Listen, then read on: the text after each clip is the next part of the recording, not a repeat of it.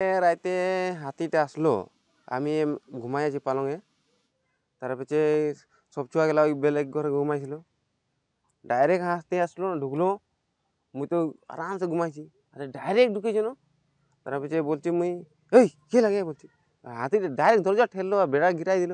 মুই কে লাগে বলছি, তো মুখে মুই দেখছি এদিকে বুড়া গেলা বি হালা করছে, কে লাগে কে নাই বলে করে। তো ঠিকই হাতি লাগে, মুই উঠতে বি নাই পারলি, পালঙে ঘুমাই আছি। তো মুখে মুইটাকে বলছি, তোকে যেন মোর মাইকি লাগে নাকি বলে করে, মুই ওই কে লাগে কে বলছি। তো ও বলছে কেউ নাই, কে আর হালা করবে। ডাইরেক্ট নিকললি মুই হাতিটাকে দেখছি, হাতি ইয়াই ঘুম আজ খাড়া। তো মুই বলি কে লাগে রে বলছি।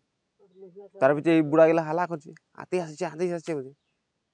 তো মুই তো ডাইরেক্ট নিকলি না। তো মুখে বলছে নাই নিকল বলছে, সবাই হালা করছে এখন। যিকোনো খবৰৰ বাবে যোগাযোগ কৰক 7099017330 লগতে 7099017110 নম্বৰত।